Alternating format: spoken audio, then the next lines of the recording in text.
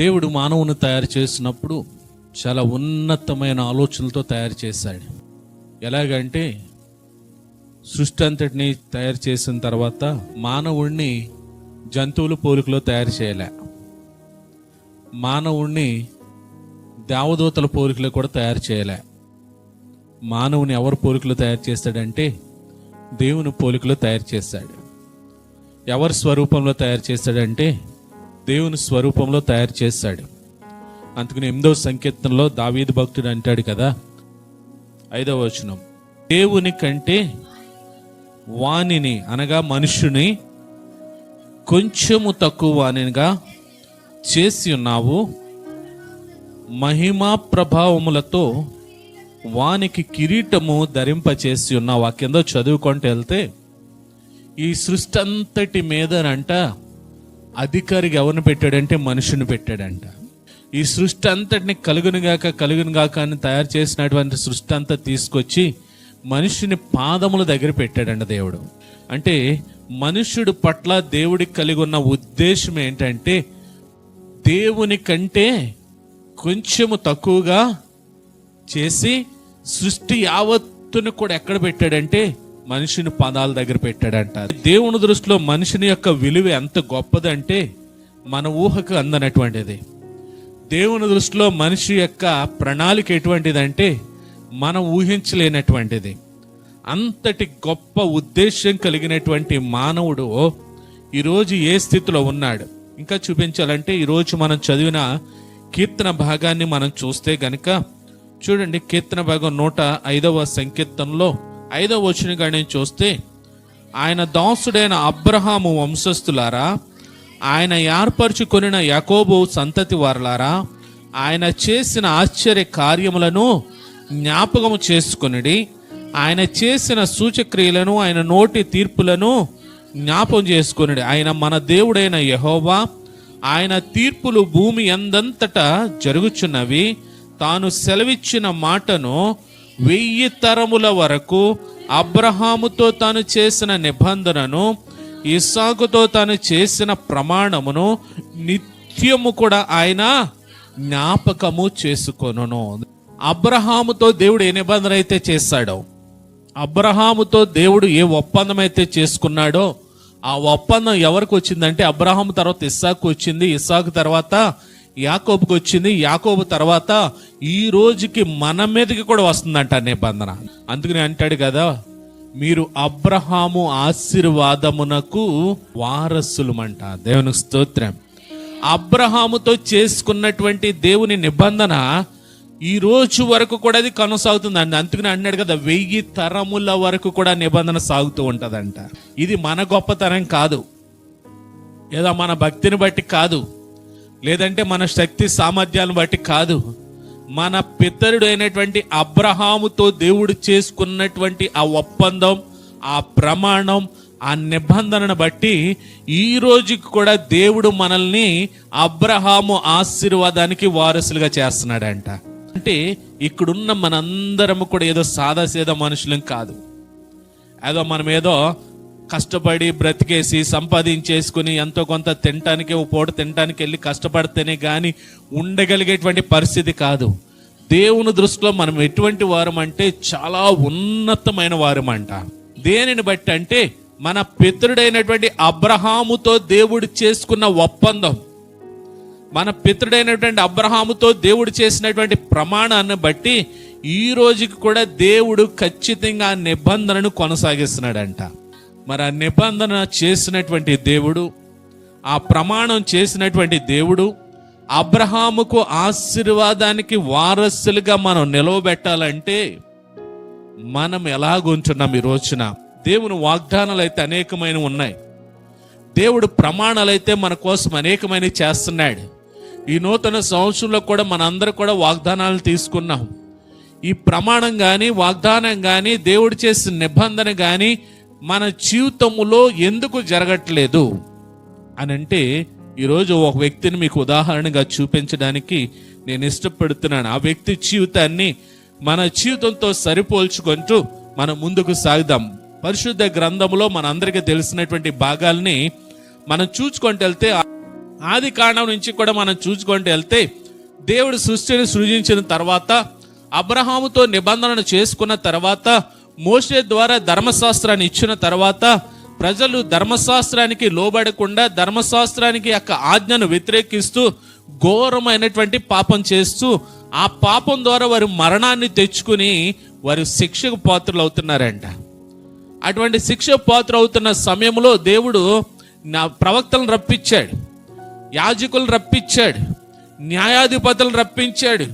మానవుని జీవితం బాగుపరచాలి, మానవుని జీవితం నేను ఆశించినట్టుగా ఉండాలి, మానవుని జీవితం నేను ప్రమాణం చేసినట్టుగా ప్రమాణంలో వారు స్థిరపడాలి, మానవుని జీవితం నేను అబ్రహాంతో ఏ నిబంధన అయితే చేశానో ఆ నిబంధన ద్వారా వీరందరినీ కూడా ఆశీర్వాదానికి వారసులుగా చేయాలి అని దేవుడు తలంచి ప్రవక్తల్ని, యాజకుల్ని, అలాగే ఆ ధర్మశాస్త్రాన్ని వీటన్నిటిని తీసుకొచ్చినా సరే మానవుని జీవితంలో ఏ మార్పు లేదంట.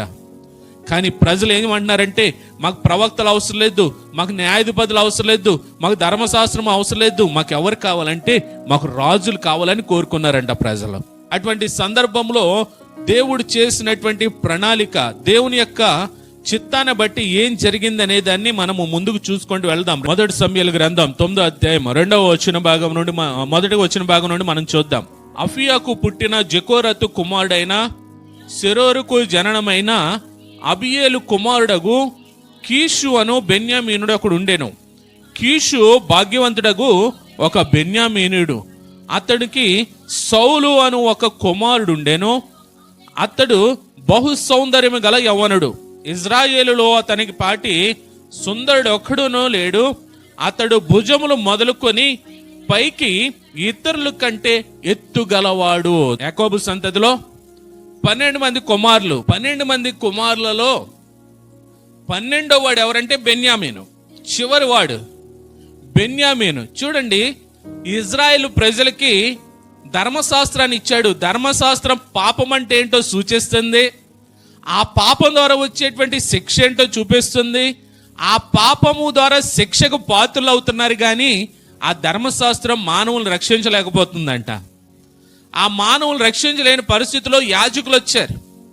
యాజకుల ద్వారా బలి అర్పణ జరిగించడం వలన పాపం ఏమన్నా కప్పబడుతుందంటే పాపం ఇంకా విస్తరిస్తుంది, బలులు అర్పించబడుతున్నాయి, కానీ పాపం అయితే పోవట్లేదంట.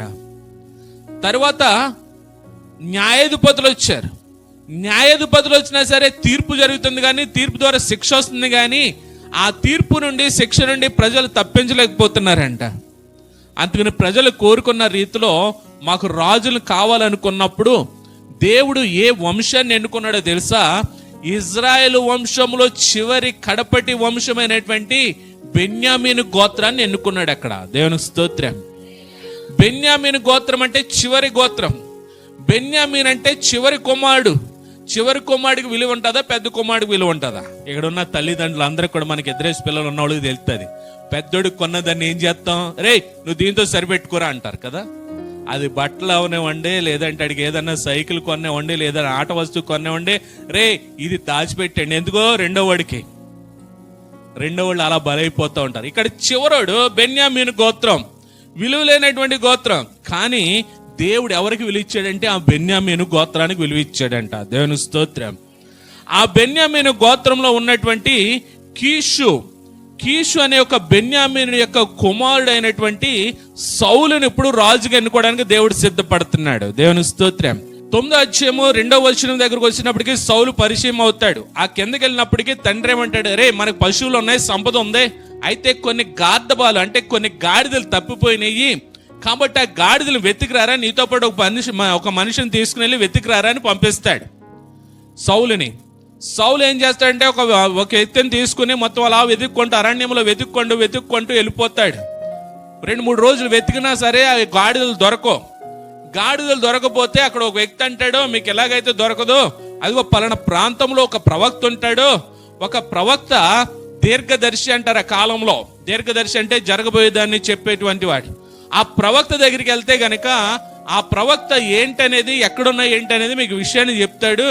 కాబట్టి ఆ ప్రవక్త దగ్గరికి వెళ్ళండి అని అన్నప్పుడు సౌలుతో ఉన్నటువంటి పనివాడును, ఇదంతా 9వ అధ్యాయంలో ఉంటుంది, వాళ్ళిద్దరు కలిసి వెళ్తారు ప్రవక్త దగ్గరికి. చూచినప్పుడు సౌలు సమూయేలు అనే ప్రవక్త అక్కడ ఉండేది. ఆ ప్రవక్త ప్రార్థన చేస్తాడంటే, ఆ ప్రవక్తతో దేవుడు ముందే మాట్లాడంటే, ఇదిగో రేపు ఈ ముందుకి ఒక వ్యక్తిని నేను పంపించబోతున్నాను.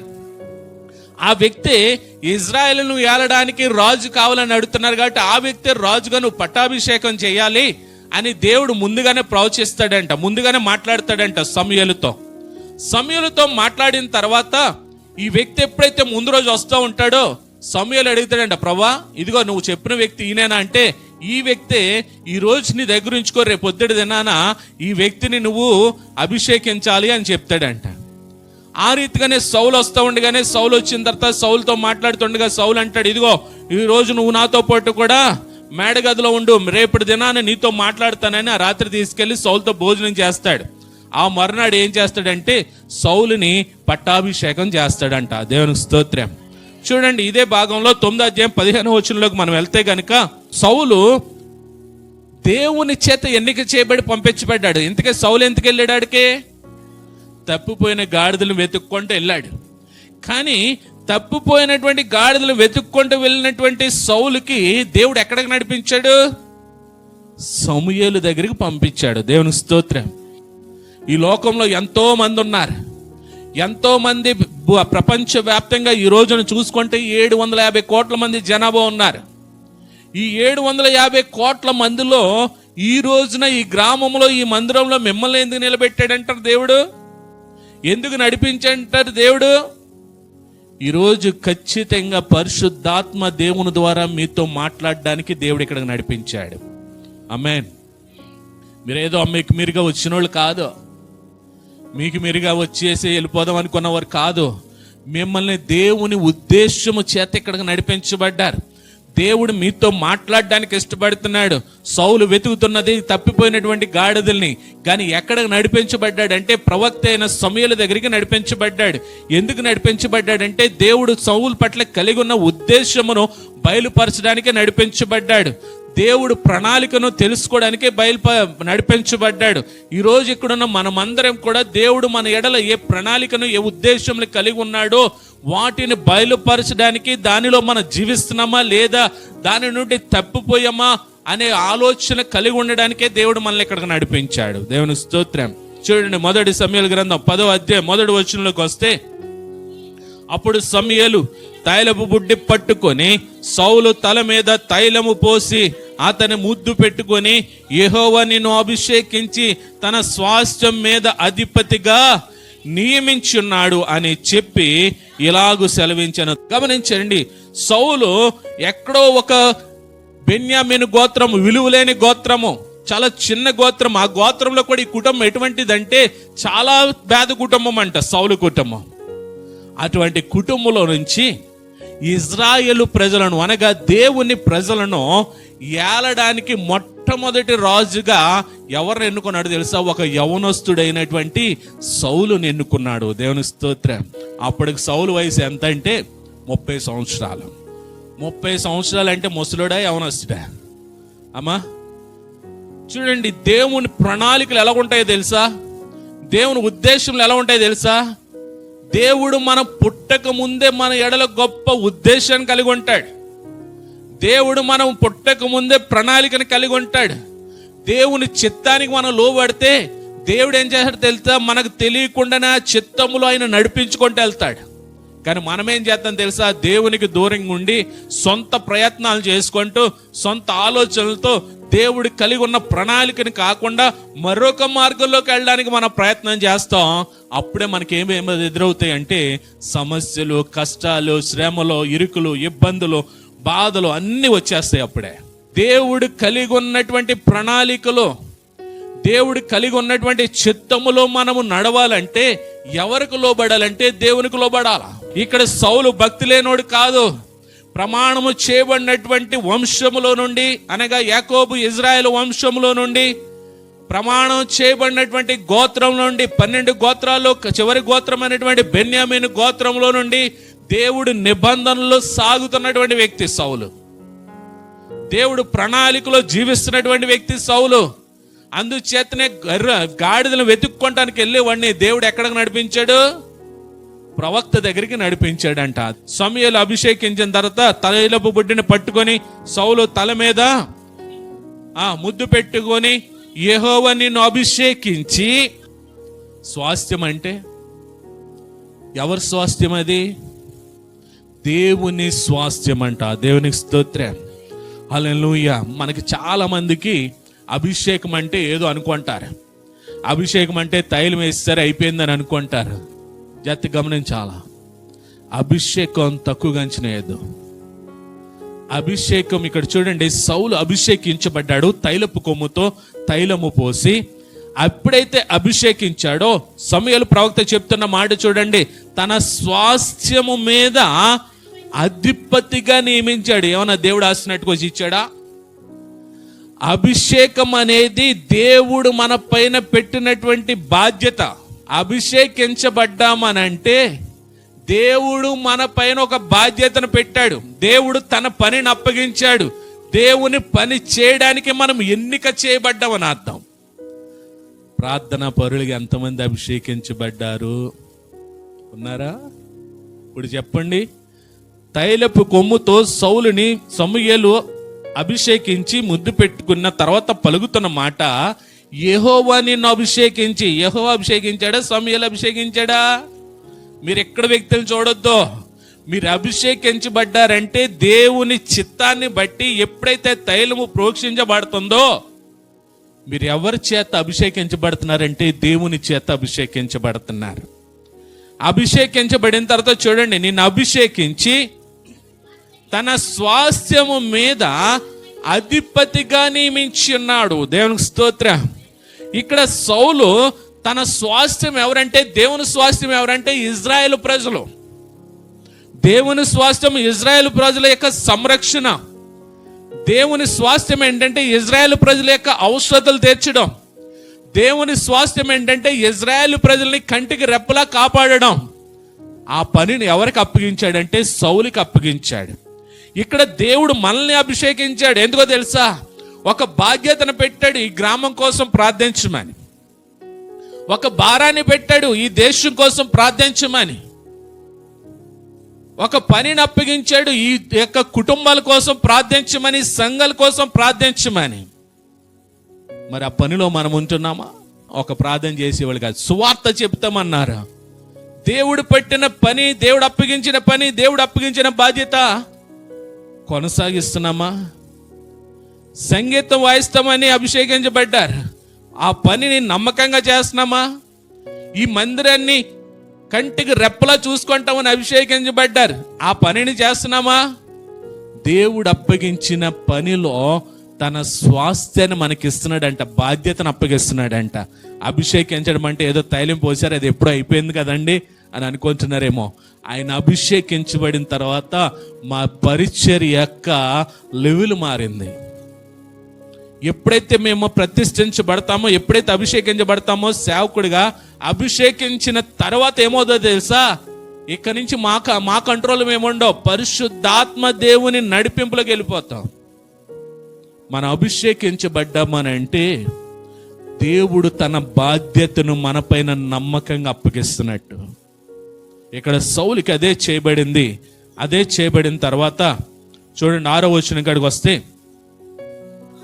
అభిషేకించబడిన తర్వాత ఏమైందో, యెహోవా ఆత్మ నీ మీదికి బలముగా దిగి వచ్చును, నీవు వారితో కలిసి ప్రకటన చేయుచుండగా నీకు క్రొత్త మనస్సు వచ్చును, దేవుడు నీకు తోడుగా నుండును గనుక ఈ సూచనలు నీకు సంభవించిన తర్వాత నీకు మంచిదని తోచిన దానిని చేయి. ఎప్పుడైతే అభిషేకించబడ్డాడో, అభిషేకించబడిన తర్వాత జరిగే పరిణామాలు ఏంటో చూడండి.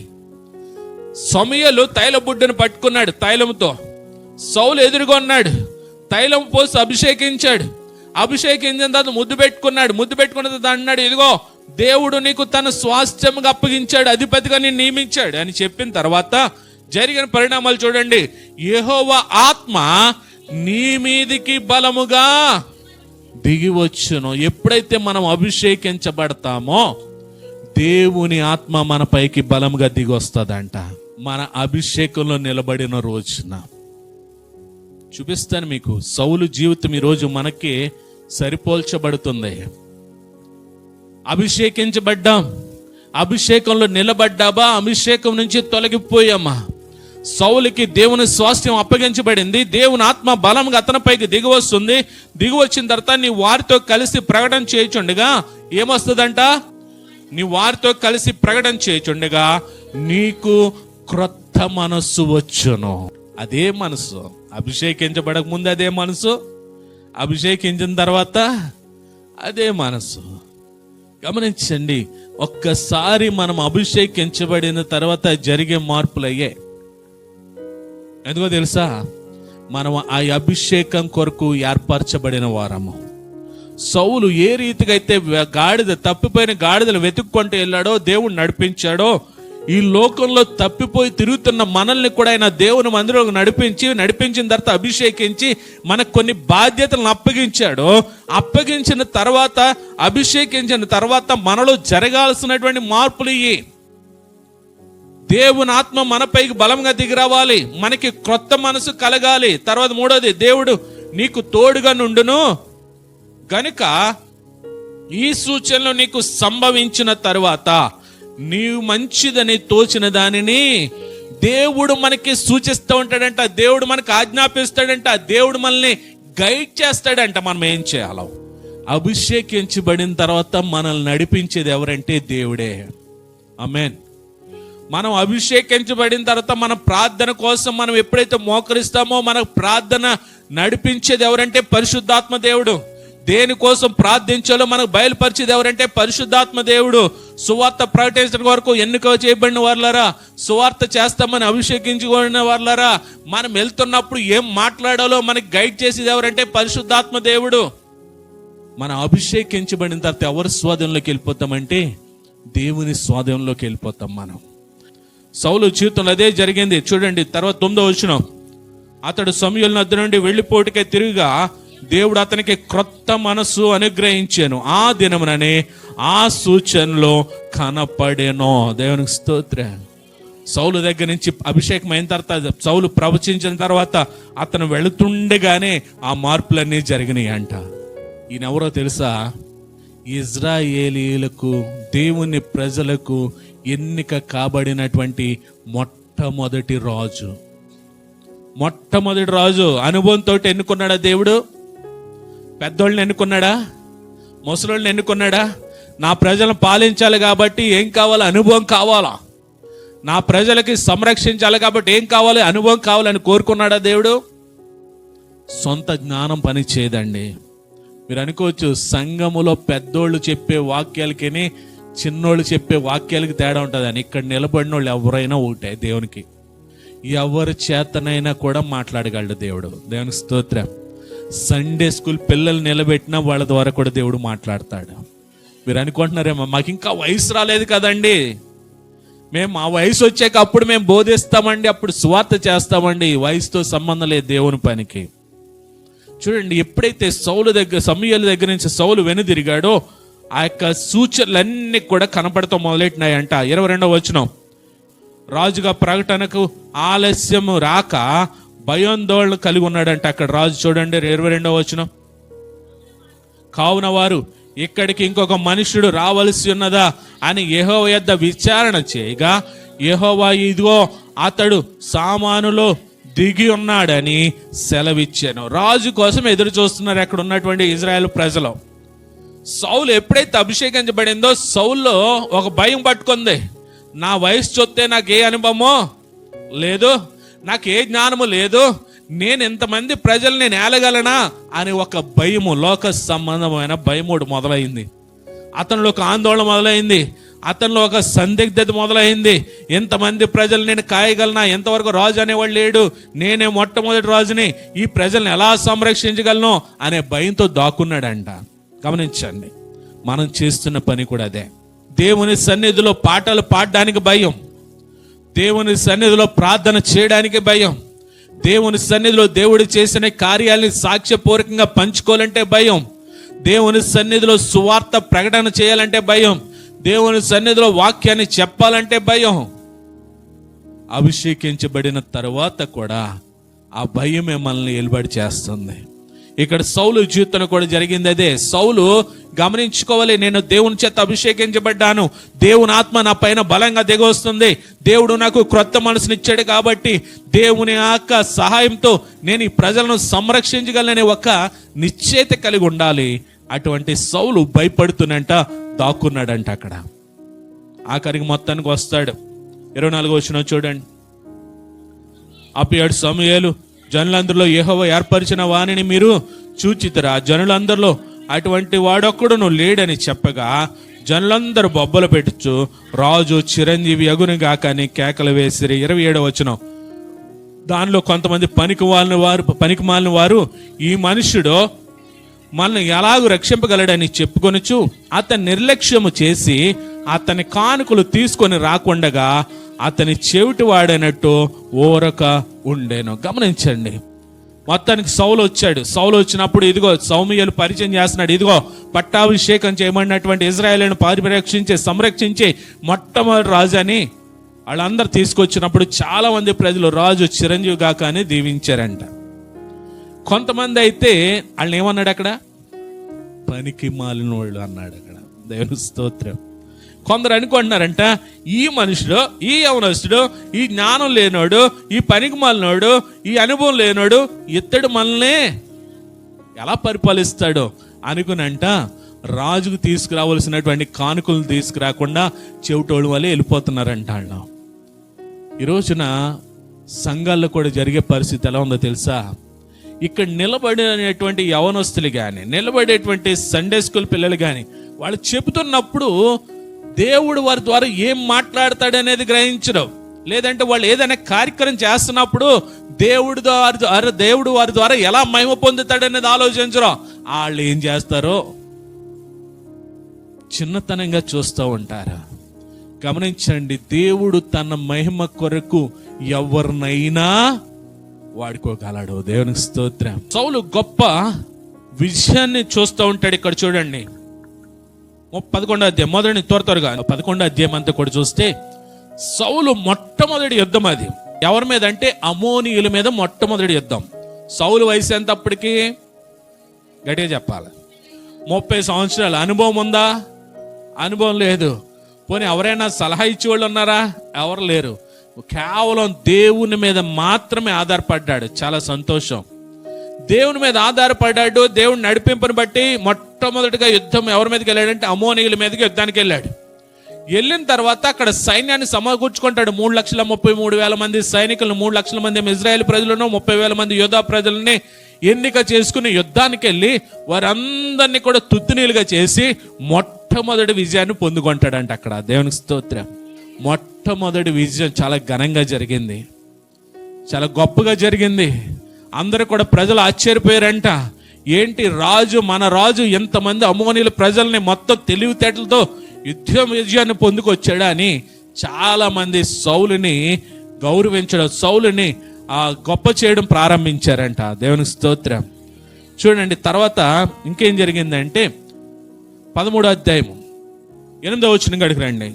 సమూయేలు చెప్పినట్టు అతడు 7 దినములు ఆగి సమూయేలు గిల్గానుకు రాకపోవుటకు జనులు తన యొద్ద నుండి చెదిరిపోటయో చూచి దహన బలులను సమాధాన బలులను నా యొద్దకు తీసుకొని రమ్మని చెప్పి దహన బలి అర్పించేదను. అతడు దహన బలి అర్పించి చాలించిన వెంటనే సమూయేలు వచ్చాను. సౌలు అతనిని కలుసుకొని అతనికి వందనము చేయటకే బయలుదేరగా సమూయేలు అతనితో నీవు చేసిన పని ఏమని అడిగాను. అందుకు సౌలు, జనులు నా యొద్ద నుండి చెదిరిపోటయు నిర్ణయ కాలం నన్ను రాకపోటయు ఫిలిష్తీయులు మిక్మషులో కూడి ఉండుటయు నేను చూచి ఇంకను యెహోవాను శాంతపరచబడక మునుపే ఫిలిష్తీయులు గిల్గాదునకు వచ్చి నా మీద పడుదురు అనుకొని నా అంతట నేను సాహసించి దహన బలి అర్పించుతున్నాను. అందుకు సమూయేలు ఇట్లా, నేను నీ దేవుడైన యెహోవా నీకు ఇచ్చిన ఆజ్ఞను గైకొనక నీవు అవివేకపు పని చేసితివి. నీ రాజ్యమును సదాకాలము స్థిరపరచుటకు యెహోవా తలచియుండెను, అయితే నీ రాజ్యము నిలువదు.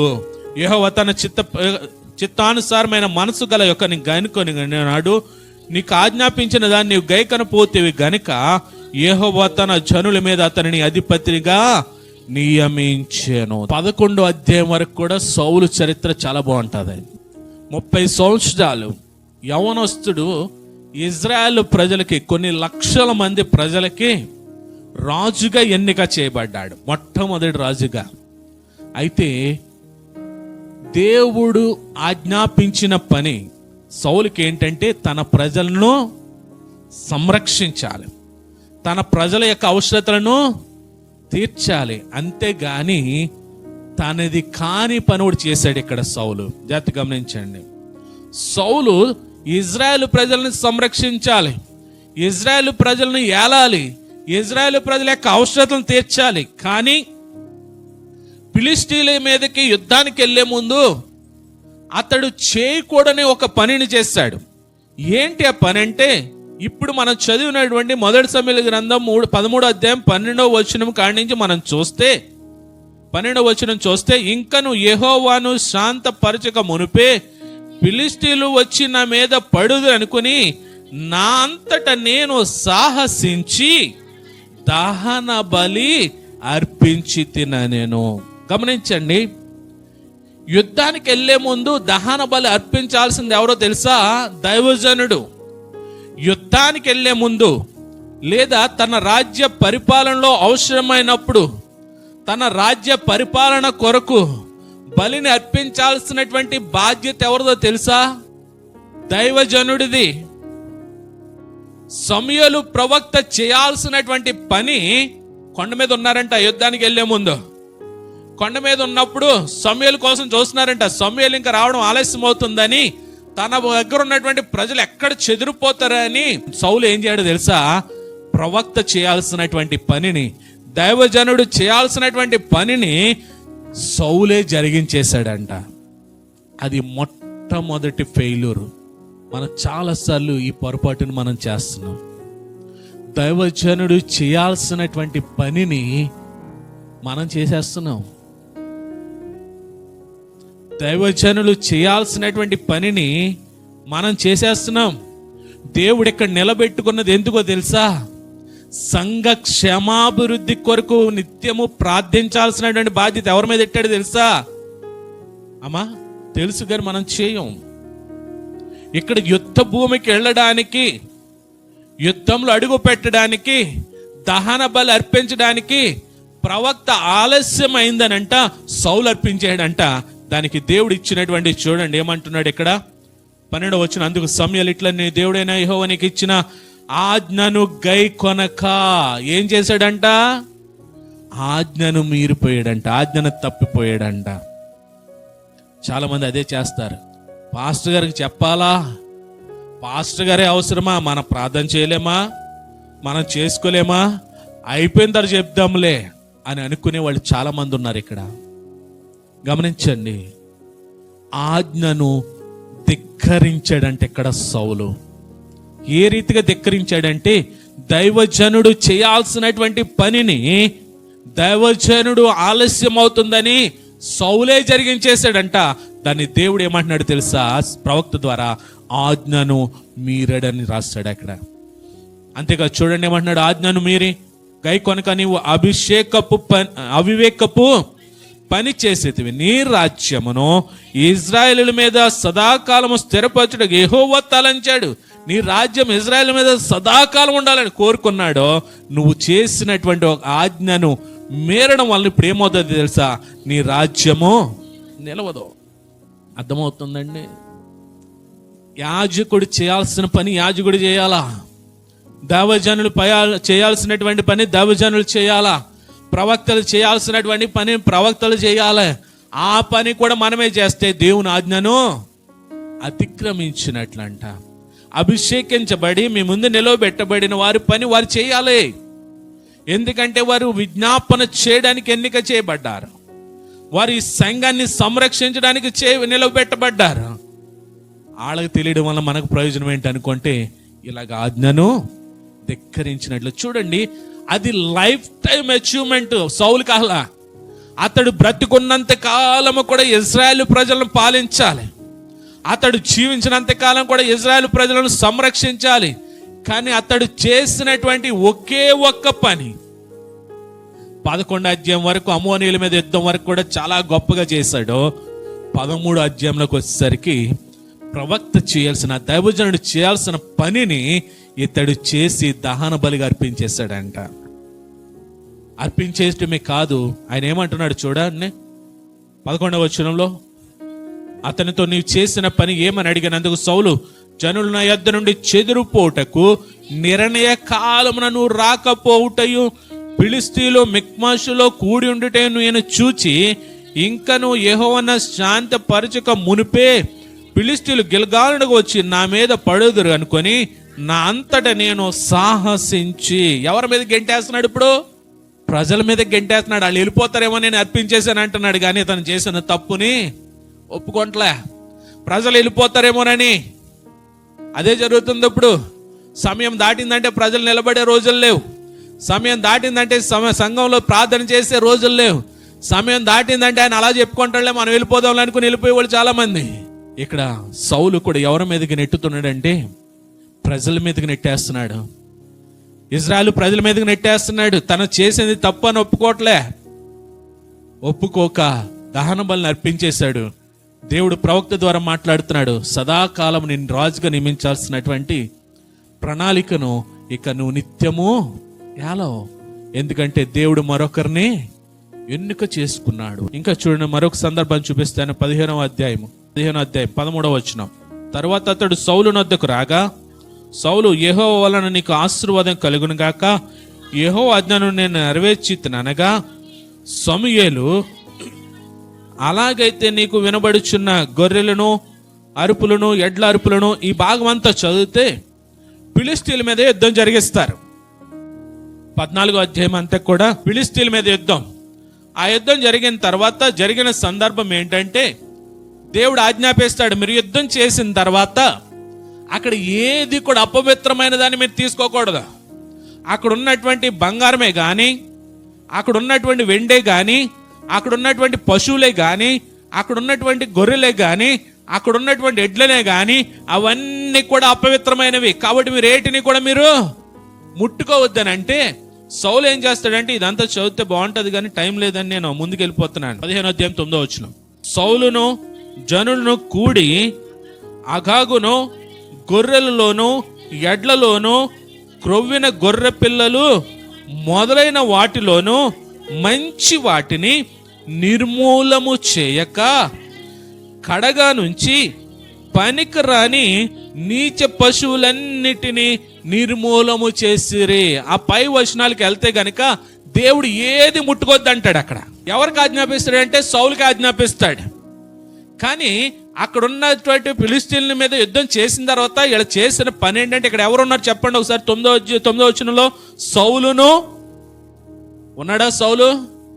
సౌలును జనులను కూడి అగాగును గొర్రెలలోను ఎడ్లలోను క్రొవ్విన గొర్రెపిల్ల మొదలైన వాటిలన్నిటిని కూడా మంచి వాటిని నిర్మూలము చేయక వాటిని ప్రత్యేకపరచి పనికిరాని వాటిని చంపేశారంట. వాళ్ళు మంచి అన్ని ఏరుకొని పక్కనెట్టుకున్నారంట.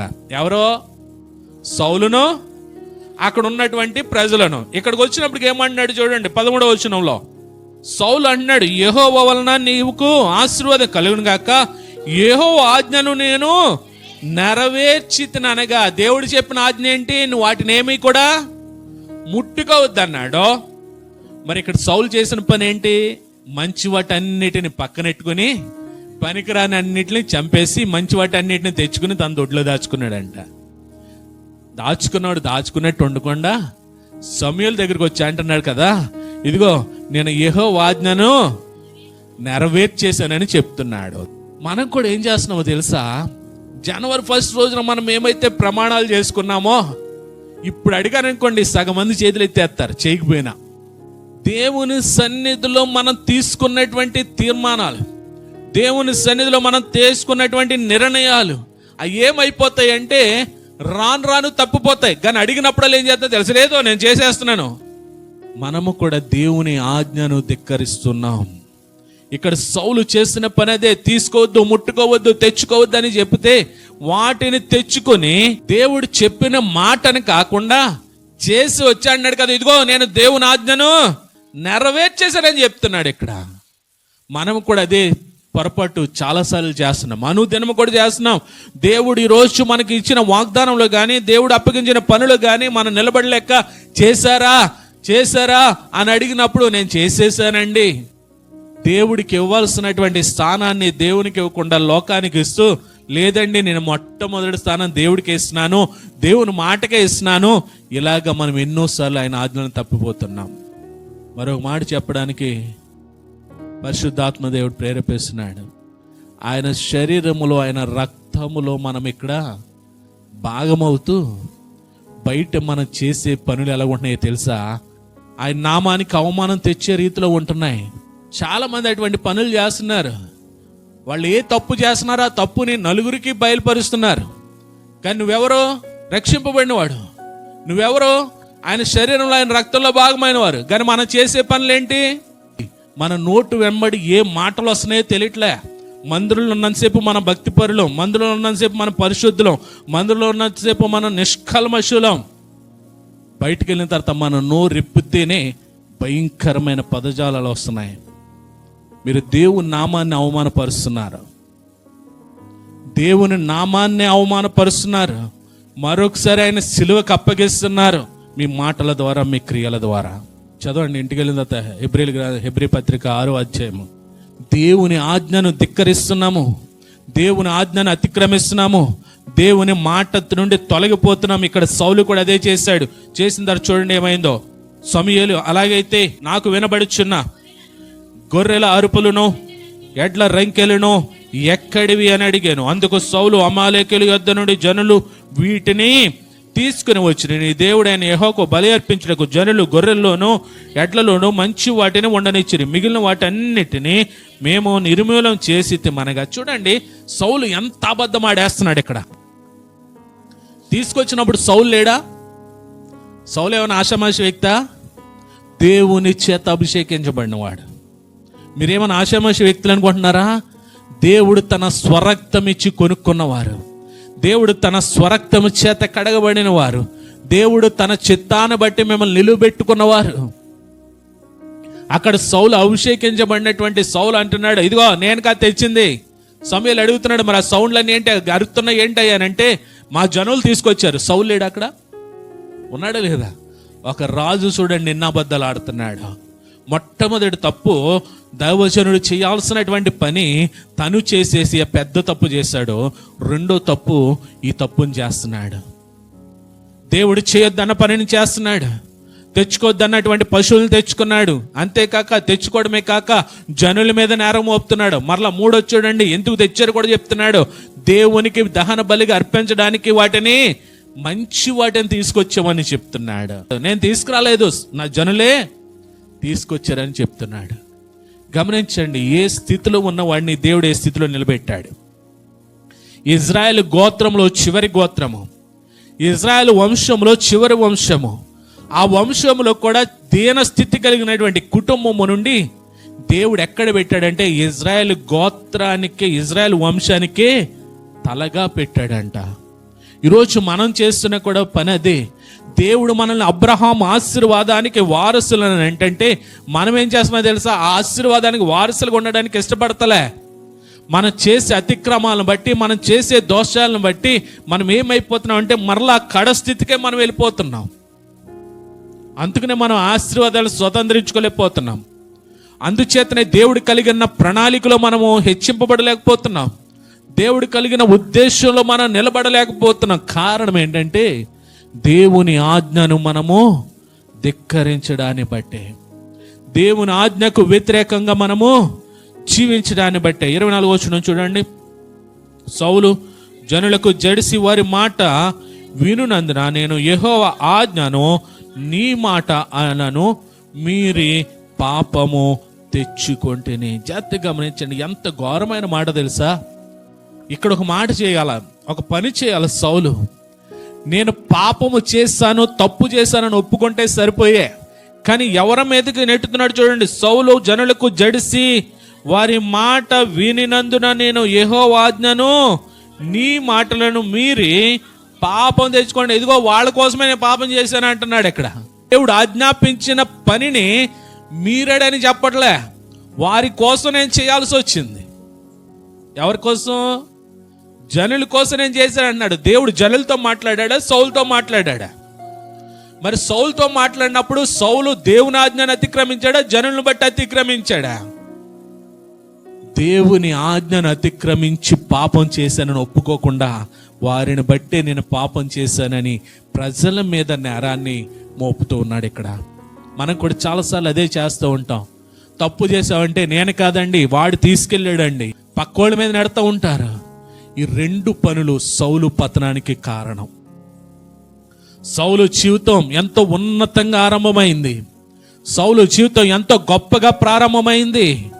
సౌలు ఎక్కడో కడవ స్థితిలో ఉన్నటువంటి వాడిని తీసుకొచ్చి ఇజ్రాయెల్కి శిరస్సుగా పెడితే అటువంటి వ్యక్తి చేసిన ఈ రెండు తప్పులు మొదటి సమూయేలు గ్రంథంలోనే 15:35 సౌలు బ్రతికిన దినములన్నీ సమూయేలు అతని దర్శింప వెళ్ళలేదు, గాని సౌలును గురించి దుఃఖాక్రాంతుడాయెను. మరియు తను సౌలును ఇజ్రాయేలు మీద రాజుగా నిర్ణయించినందున యెహోవా పశ్చాత్తాపపడెను. చూడండి ఎంత బాధ పెడుతున్నాడు దేవుణ్ణి. ప్రవక్త సమూయేలు అయితే తన ముఖాన్ని మరలా చూడలేదంట.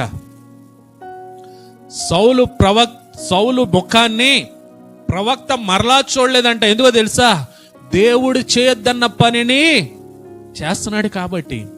అంతేకాదంట, ఎక్కడో కడమటి వాడిని శిరస్సుగా పెట్టి రాజుగా, మొట్టమొదటి రాజుగా నియమించబడినటువంటి దేవుడంట పశ్చాత్తాపడుతున్నాడంట సౌలును బట్టి. గమనించండి, ఈరోజు మనల్ని బట్టి కూడా దేవుడు పశ్చాత్తాపడుతున్నాడు. మనం చేసే పనులను బట్టి, మనం చేసే క్రియలను బట్టి, మనం మాట్లాడే మాటలను బట్టి, దేవుడితో నిబంధన చేసుకుని నిబంధన నుండి తొలగిపోవడాన్ని బట్టి, దేవుడికి ఇచ్చిన మాట నుండి తప్పిపోవడాన్ని బట్టి ఈరోజు మనల్ని బట్టి కూడా దేవుడు పశ్చాత్తాపడుతున్నాడు. ఎందుని బట్టి తెలుసా? మనం చేసిన అతిక్రమాలను బట్టి, మనం చేసినటువంటి దోషాలను బట్టి. ఇంకా చూడండి ఎంత ఘోరం చేస్తాడంటే 28వ అధ్యాయము. సౌలు జీవిత చరిత్ర దేవుడు గొప్పగా ప్రారంభించాడు, కానీ సౌలు తన జీవితాన్ని ఎలా పతనం చేసుకుంటున్నాడో చూడండి.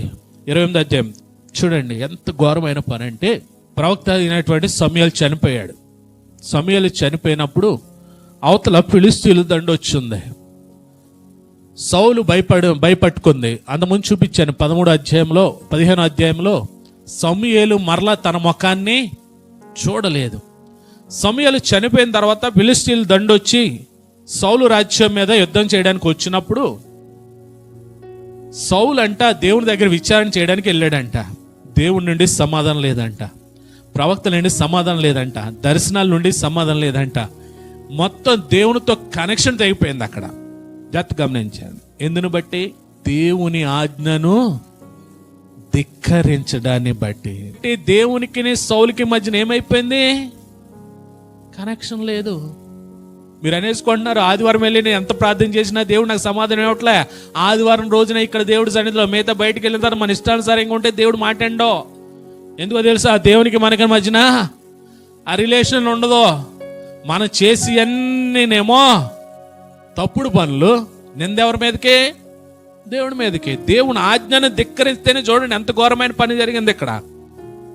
ఎంత ఘోరమైన పని అంటే, దేవుడు యాజకుడు అర్పించాల్సినటువంటి దహన బలిని అర్పించి మొట్టమొదటి పాపం చేస్తే, రెండోది దేవుడు అమాలేక్యుల మీద యుద్ధం జరిగినప్పుడు అదేది ముట్టుకోవద్దని చెప్పినప్పుడు వాటిని మరలా తీసుకుని వచ్చి దహన బలి కొరకు తీసుకొచ్చామని రెండో తప్పు చేస్తే, ఆ రెండు తప్పులకి సమూయేలు అంటే చేదరించుకొని మొహం కూడా చూడకుండా ఉంటే దేవుడు పశ్చాత్తాపడితే, ఆఖరికి ఫిలిష్తీయుల మీద యుద్ధానికి వచ్చినప్పుడు ఇతడు ఏ సమాచారం లేకపోయేసరికి ఎవరిని ఆశ్రయించాడో తెలుసా? కర్ణ పిశాచ్యం గల వారి వద్దకు వెళ్ళాడంట. ఎలా కూడా వెళ్ళాడు తెలుసా? ఒక దొంగవలి వెళ్ళాడంట మారువేషంలోను. దేవుని సన్నిధిలో నువ్వు యథార్థంగా ఉంటే దేవునితో మాట్లాడే అనుభవం, దేవుడు నీతో మాట్లాడే అనుభవం కలిగి ఉంటావు. అలా కాకుండా నువ్వు లోకాన్ని వెంబడిస్తే ఇలా దొంగ వేషాలే వేయాల. ఒక తప్పుని కప్పిపుచ్చుకోవడానికే 100 తప్పులు వస్తాయంట. దేవునితో సఖ్యత కలిగి, దేవుని పట్ల యథార్థత కలిగి, దేవుని మాటకే దేవుని ఆజ్ఞకు లోబడి ఉంటే దేవుడు విజయాన్ని ఇచ్చాడు. మొట్టమొదటి విజయాన్ని, అమాలేకీయుల మీద ఈ విజయాన్ని, గొప్ప విజయాన్ని ఇస్తే దేవునితో ఎప్పుడైతే ఆజ్ఞను అతిక్రమించాడో, దేవుడు పశ్చాత్తాపడ్డాడో, దేవునికి సౌలుకి మధ్యన ఏమైంది? రిలేషన్ పోయింది. ప్రవక్త లేడు, దర్శనాలు లేవు, స్వప్నాలు లేవు, ఏ రీతిగా కూడా దేవుడు మాట్లాడతలేదండి. అప్పుడు ఎవరు దిక్కయ్యారో తెలుసా? ఏ రాజుగా ఉన్నప్పుడైతే కర్ణ పిశాచం గలవారిని, చిల్లంగి వారిని ఆ యొక్క దేశం నుండి తోలేశాడో, ఆఖరికి ఆ రాత్రి సమయంలో దొంగ వేషం వేసుకుని, ముసుగు వేసుకుని అంట అదే కర్ణ పిశాచం గలవారి దగ్గరికి వెళ్ళాడంట. ఇదొక ఘోరమైన తప్పు. వెళ్ళిన తర్వాత ఆమెతో మాట్లాడుతూ ఉన్నాడు. ఆమెతో మాట్లాడుతుండగానే ఎవరిని పిలవాలంటే సమూయేలు పిలవనిగానే సమూయేలు వచ్చినప్పుడు అంట సాష్టాంగ పడుతున్నాడంట. వెళ్ళిన పని ఎటువంటి పని? వెళ్ళిన పని మంచి పనా? అక్కడికి వెళ్ళి చేస్తున్న పని ఏంటి? సాష్టాంగ పడుతున్నాడు. అది యథార్థమైనదా? వెళ్ళిందే దేవునికి వ్యతిరేకమైన పని. ఎందువలన దేవుడు దూరం అయిపోయాడు? దేవుడు ఆజ్ఞను అతిక్రమించడం వలన. మరి ఇది దేవుని ఆజ్ఞకు లోబడి వెళ్ళాడా? దేవుని ఆజ్ఞను అతిక్రమించి వెళ్తున్నాడా? మరలా అర్థమవుతుందండి. ఒక్కసారి మనం ఏదన్నా దేవునికి వ్యతిరేకంగా చేస్తే ఆ ఒక్క తప్పు 100 తప్పులు చేస్తుంది మనతోటి. సౌలు జీవితం ఘనమైన జీవితం. దేవుడు ఎంతో గొప్పగా డిజైన్ చేశాడు, ఎంతో గొప్పగా ప్రణాళికలు కలిగి ఉన్నాడు. కానీ తను చేస్తున్న ఒక్కో తప్పు ఆఖరికి ఘోరమైన మరణానికి తీసుకెళ్ళింది. ఇంకా చెప్పుకెళ్తే కిందకి వెళ్తే ఆ వెంటనే భోజనం చేసి వస్తాడు. అపవిత్రమైన వారి ఇంటి దగ్గరే భోజనం చేసి వస్తాడు. ఇలాగా అనేకమైనటువంటి తప్పులు. చూడండి ఇంకేం జరిగిందంటే 31వ అధ్యాయము 4వ వచనం దగ్గర నుంచి, ఉన్నతి లేని వీరు వచ్చి నన్ను పొడిచి అపహాస్యము చేయకుండానట్లు నీ కత్తి దూసి దాని చేత నన్ను పొడువమని తన ఆయుధములు మోయువంతో చెప్పగా అతడు భయము చేత అలాగూ చేయనొలకుండేను గనుక సౌలు తన కత్తి పట్టుకొని దాని మీద పడెను. సౌలు మరణమాయనని అతని ఆయుధములు మోయువాడును తానును తన కత్తి మీద పడి అతనితో కూడా మరణమాయేను. ఘనంగా ముగించుకున్నాడా తన జీవితాన్ని? దౌర్భాగ్యుడిగా ముగించుకున్నాడా? దేవునికి లోబడి ఉంటే, దేవుని ఆజ్ఞను అతిక్రమించకుండా దేవుని ఆజ్ఞకు లోబడి తన పరిపాలన నిలబెట్టుకుని ఉంటే సదాకాలము కూడా ఇజ్రాయేల్ ప్రజలు పాలించేటువంటి మొట్టమొదటి రాజుకుండేవాడు. కానీ ఎప్పుడైతే దేవుని ఆజ్ఞకు వ్యతిరేకమైన పనులు చేస్తూ వచ్చాడో, దేవుని ఎదుట తన పాపాన్ని ఒప్పుకోలేకపోయాడు, దేవుని ఎదుట యథార్థంగా ఉండలేకపోయాడో, తన ముగింపును తనే పలుక్కున్నాడంట. ఫిలిష్తీయుల మీద యుద్ధం జరుగుతుందంట. నన్ను పొడువని తన ఆయుధాలు మోసేవాడు తండ్రి అని మోయినన్నాడంట. తన కత్తి పెట్టుకుని తాను ఆ కత్తి మీద పడుకునేసరికి ఆ కత్తి ద్వారానే అతను మరణించాడంట. ఘోరమైనటువంటి మరణానికి పాత్రుడయ్యాడు. గమనించండి. మీరు అనుకోవచ్చు, పాపము చేసినప్పుడు దేవుడు క్షమించలేడా? పాపం చేసినప్పుడు మన దేవుడు క్షమించేటువంటి దేవుడు.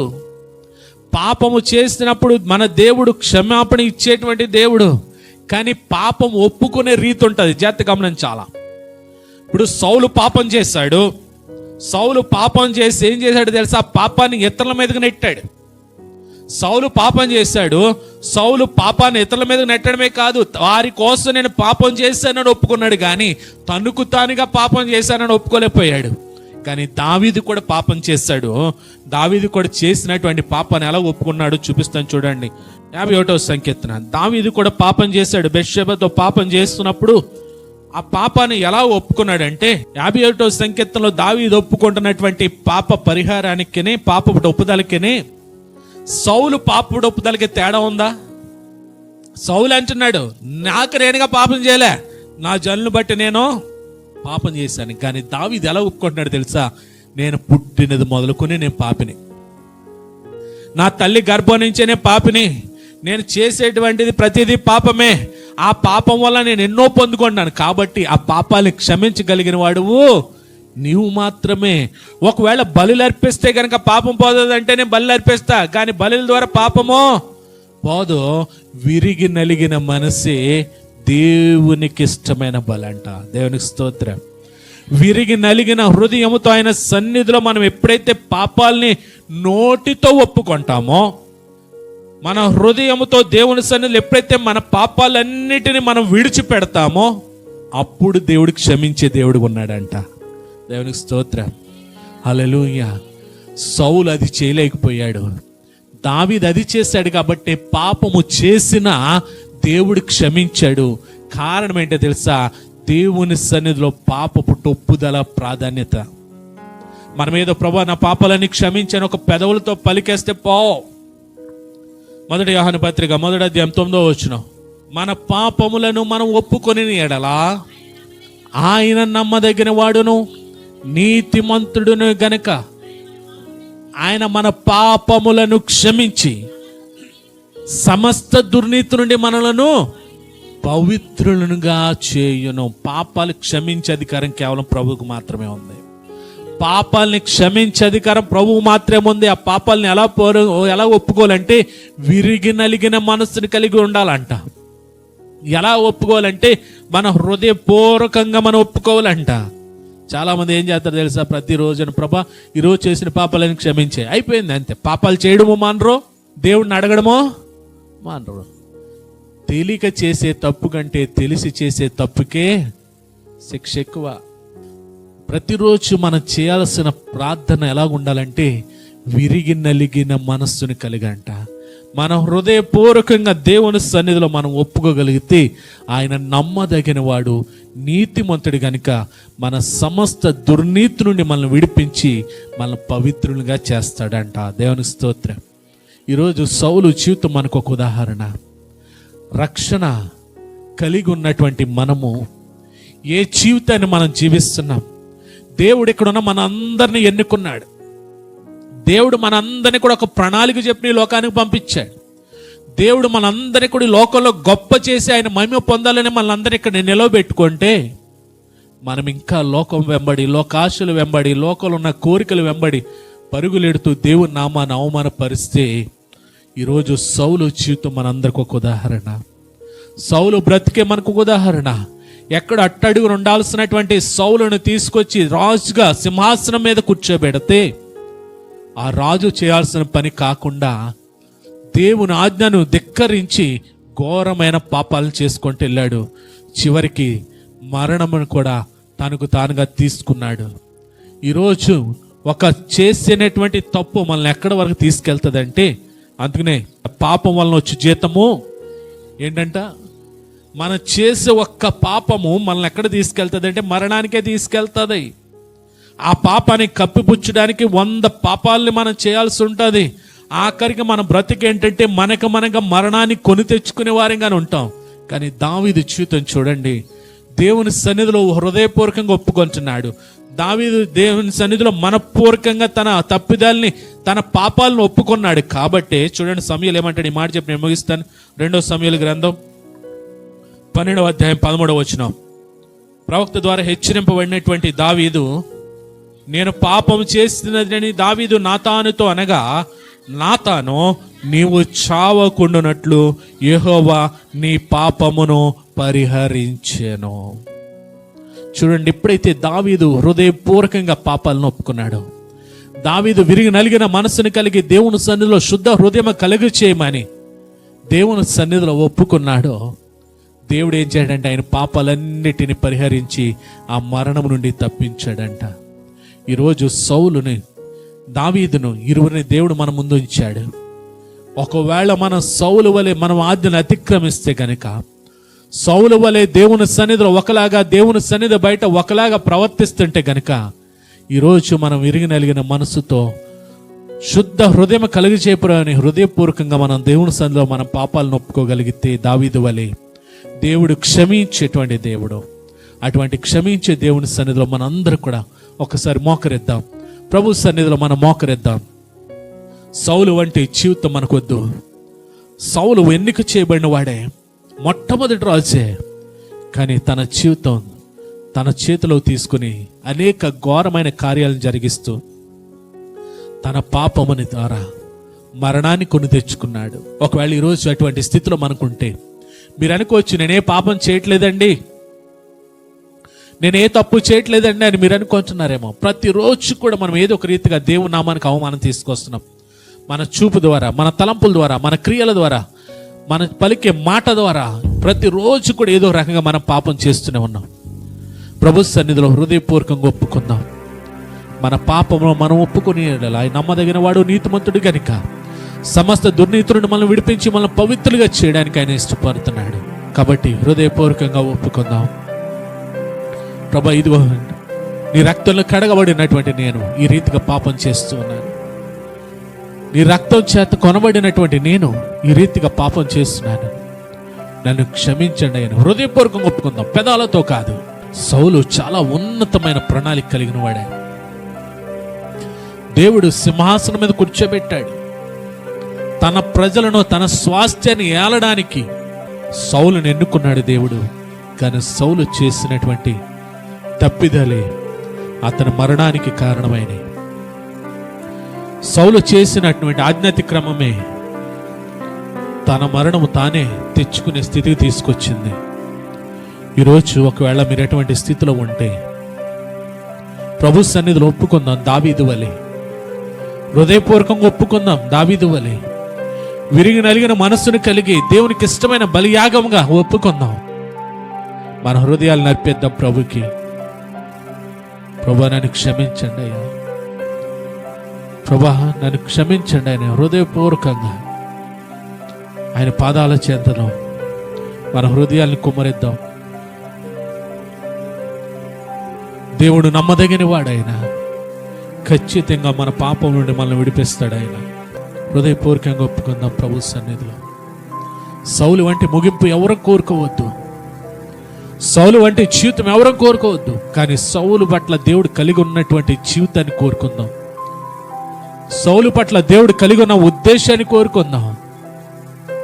చూడండి, ఒకే ఒక తప్పిదం యాజకుడు చేయాల్సినటువంటి పని, దైవజనుడు చేయాల్సినటువంటి పని సౌలు చేయడం వల్ల దేవుడు హెచ్చరిస్తున్నాడు ప్రవక్త ద్వారా, నువ్వు దేవుని ఎదుట నమ్మకంగా ఉండలేకపోయావు కాబట్టి ఒక నమ్మకస్తుడిని దేవుడు చూసుకున్నాడు అని అంటున్నాడు. ఒకవేళ ఇక్కడ నీ ఎదుట నిలబెట్టినటువంటి నీ దైవజనుడి ఎడల దేవుడు అప్పగించిన పనిని నువ్వు జరిగించేస్తున్నావేమో నీ దాసుడు కాకుండా. నీ సన్నిధిలో ఒప్పుకుందాం. ప్రభా, ఇది నేను చేసినటువంటి తప్పిదం. హృదయపూర్వకంగా మన ఎడల దేవుడు పశ్చాత్తాపడే స్థితిలో ఉండకూడదు. మన ఎడల దేవుడు దుఃఖించే స్థితిలో ఉండకూడదు. ఆ రీతిగా ఆయన సన్నిధిలో ఒప్పుకుందాం. ప్రేమగల తండ్రి, దయగల ప్రభువా, కృపగల యేసయ్యా, నీకు వందనాలు. సౌలు ద్వారా మాతో మాట్లాడుతూ వచ్చావు. నాన్న, సౌలు గొప్ప ఉద్దేశంలో ఎన్నిక కాబడిన వాడే, కానీ తన జీవితాన్ని పతనం చేసుకున్నాడు. నీ ఆజ్ఞను అతిక్రమించడం వలన, నీ మాటను వినకపోవడం వలన, నీ వాక్కును తృణీకరించడం వలన తన మరణాన్ని తానే కొని తెచ్చుకున్నాడు. ప్రభా, ఈరోజు మేము కూడా ఆ స్థితిలో ఉంటూ ఉన్నాం. ప్రతిరోజు మాకు తెలియకుండా అనేకమైన ఘోరమైన పాపాలు మేము జరిగిస్తూ ఉన్నాం. నీ వాక్యపు వ్యతిరేకంగా మేము నడుచుకుంటూ ఉన్నాం. నన్ను నీ వాక్యాన్ని వింటున్నాం కానీ మా మాటలను కానీ మా చేతలను కానీ మా కంట్రోల్ ఉంచుకోలేకుండా అనుదినము కూడా నిన్ను దూషిస్తూ ద్వేషిస్తూనే ఉన్నాం. ప్రభా, హృదయపూర్వకంగా విరిగి నలిగిన మనసుతో నీ సన్నిధిలో ప్రార్థిస్తూ ఉన్నామయ్యా.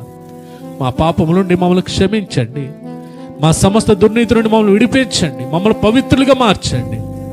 ప్రభు, ఈ మాటలు ఎందరైతే విన్నారు వారు హృదయంలో తండ్రి అట్టి పశ్చాత్తాప హృదయం ద్వారా విరిగి నలిగిన మనసుతో నీకు ఇష్టమైన బలి యాగము అర్పించగలిగే అట్టి మనసును మా అందరికీ నీ దయచేయమని. ప్రభా, సౌలు వంటి ముగింపు కాకుండా దావీదు వలె గొప్ప రాజుగా గొప్ప ఉన్నతమైన స్థితిలో మేమందరం కూడా నీ ఆశీర్వాదాలను స్వతంత్రించుకొని నిలబడే కృప మా అందరికీ దయచేయమని యేసు నామములో ప్రార్థిస్తున్నాం తండ్రి. ఆమేన్.